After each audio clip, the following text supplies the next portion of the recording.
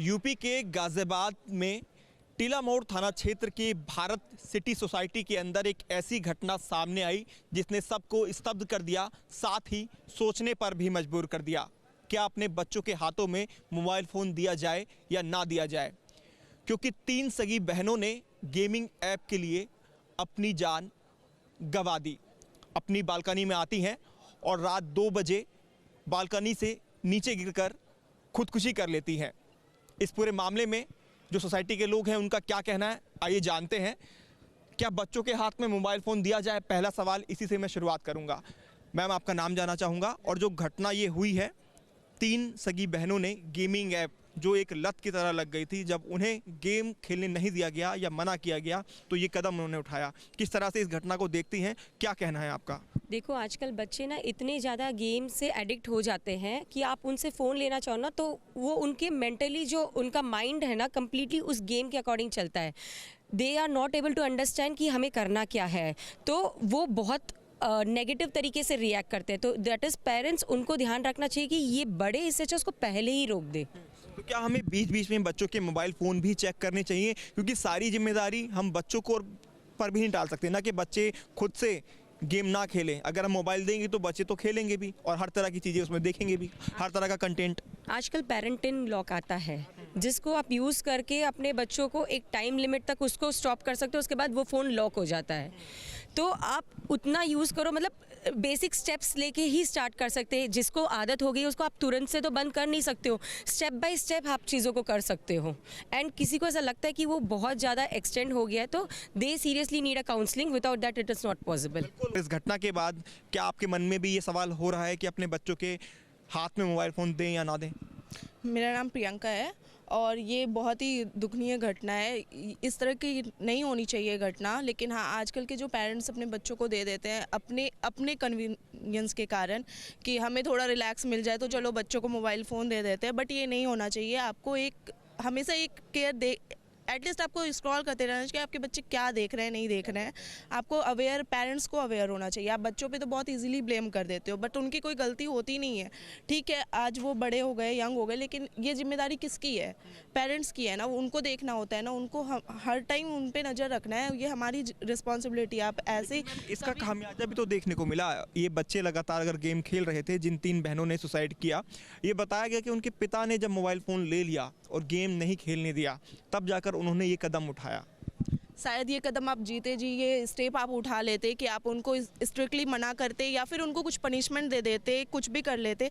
मरने के बाद तो फिर आप कुछ भी बोल सकते हो ना, कुछ भी स्टेटमेंट दे दोगे। हम तो देखने नहीं गए ना कि क्या है नहीं है। पेरेंट्स भी उतने ही जिम्मेदार हैं ही 110% है, क्योंकि ये एक्सट्रीम लेवल का है। पेरेंट्स को भी ध्यान देने की ज़रूरत है बचपन से ही, कि उनके बच्चे अगर मोबाइल फ़ोन देख रहे हैं तो क्या देख रहे हैं, अगर गेम खेल रहे हैं तो किस तरह के गेम खेल रहे हैं। कोई टास्क गेम तो नहीं खेल रहे हैं, क्योंकि अगर टास्क गेम खेल रहे हैं तो उसका अंत कुछ इस तरह से हो सकता है जिस तरह से इन 3 बच्चियों का हुआ।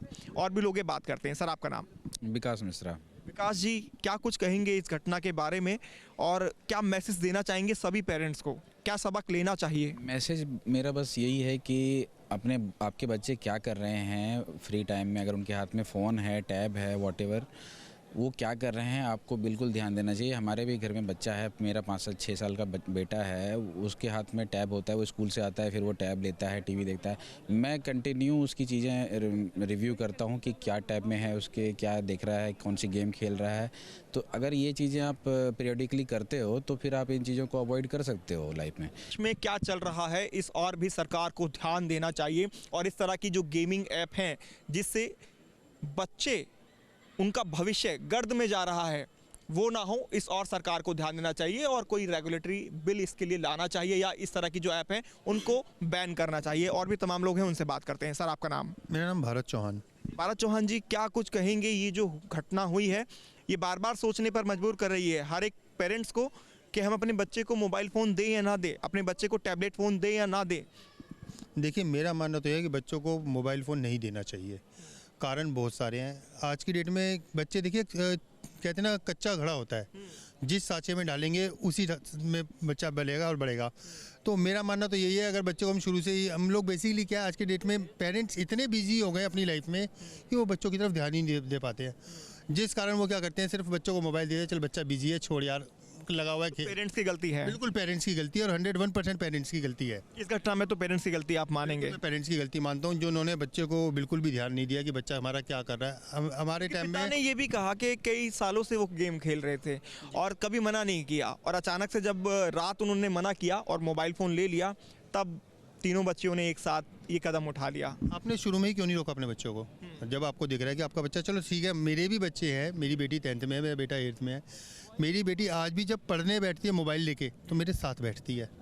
मैं या मेरी वाइफ, हम दोनों की एक जिम्मेदारी है कि जितनी देर बच्चे के हाथ में मोबाइल है तुम उतनी देर उसके साथ रहोगे। बिल्कुल, पेरेंट्स की भी उतनी ही जिम्मेदारी बनती है कि बच्चे मोबाइल फ़ोन में क्या देख रहे हैं, क्या इस्तेमाल कर रहे हैं, क्या यूज़ कर रहे हैं, क्या वही सही कंटेंट देख रहे हैं या नहीं। सर, आप क्या कहेंगे इस घटना को लेकर, क्योंकि पूरे देश में अब ये सवाल बन खड़ा हुआ है। इस घटना ने सभी को झकझोर कर रख दिया है, पेरेंट्स को खास तौर पर। मेरा नाम अजय कसाना है, मैं यहाँ का वाइस प्रेसिडेंट हूँ AOA का। ये जो घटना हुई है ये काफ़ी दुखद है। रात को जैसे पता चला, इसमें क्या हुआ है कि बच्चों को मोबाइल के बारे में बताया जा रहा है। मोबाइल में भी ये पता चला है कि बच्चे कोचिंग वगैरह जाते, जब से कोरोना हुआ है, जब से उन्होंने अपने आप को एक उसके अंदर ढाल लिया था। मोबाइल उनकी ज़िंदगी की तरह बन गया था और उसमें वो गेम खेलते थे। एक ऐप के, कोरियन गेम की ये ऐप है, उसके ऊपर खेलते थे।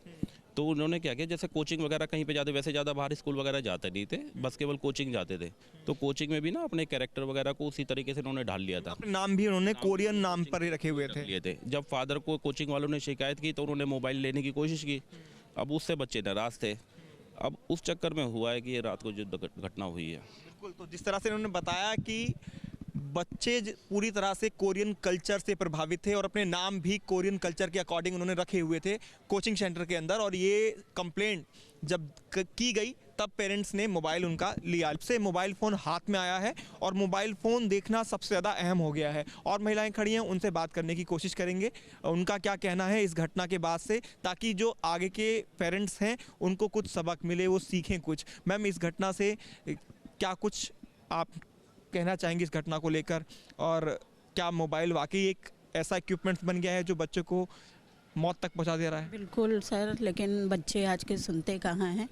पेरेंट्स ऐसा नहीं है कि खुशी से मोबाइल देते हैं, और बच्चे, बहुत से बच्चे हैं जो माँ बाप को कहेंगे कि नहीं, अरे मम्मी आप समझती नहीं, अरे पापा आप समझते नहीं, ऐसा कुछ नहीं है, कुछ नहीं होता है। तो ये चीज़ें हैं। अब इसके लिए क्या कहा जाए, बहुत सी जगह हैं जहाँ पे देना भी मोबाइल ज़रूरी है। अब लेकिन ये है कि माँ बाप को इतना जो है अलर्ट होना पड़ेगा कि बच्चा क्या देख रहा है, बच्चा उसमें क्या कर रहा है, किस तरह की चीज़ें देख रहा है। पेरेंट्स भी उतने ही जिम्मेदार, और पेरेंट्स को भी जिम्मेदारी निभानी होगी। अब मोबाइल दे के छोड़ दिया, आप अपना किसी और अपने उसमें बिज़ी हैं, तो जाहिर है कि बच्चा उसमें, मोबाइल में तो सब कुछ है, वो कुछ भी देख सकता है, कुछ भी कर सकता है। तो इसलिए अगर हम मोबाइल दे रहे हैं तो हमें ध्यान रखना होगा कि वो बच्चा उसमें क्या सर्च कर रहा है, क्या देख रहा है, किस तरह की चीज़ें देख रहा है। सरकार को भी कोई स्टेप उठाना चाहिए कि इस तरह की जो गेम है, टास्क गेम, उनको बैन करना चाहिए। सरकार के लिए तो बहुत बड़ी एक ये चुनौती है। बहुत सारा, इससे पहले भी एक बार कोई गेम था, उस चक्कर में बहुत सारे बच्चों ने अपनी जानें गंवा दी। जिस घर से बच्चे जाते हैं ये वो समझ सकते हैं।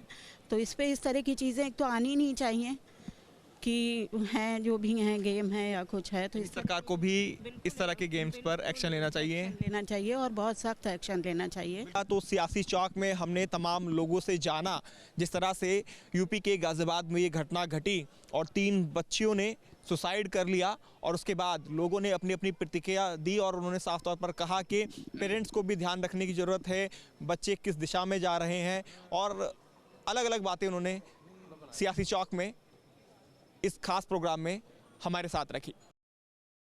आपके मोबाइल पर तुरंत आएगी ब्रेकिंग न्यूज। स्क्रीन पर सबसे पहले दिखेगी बड़ी खबर, देश दुनिया की हर खबर एक जगह। अब आपके मोबाइल पर तुरंत फटाफट इंस्टॉल कीजिए न्यूज़ नेशन ऐप और रखिए खुद को अपडेट।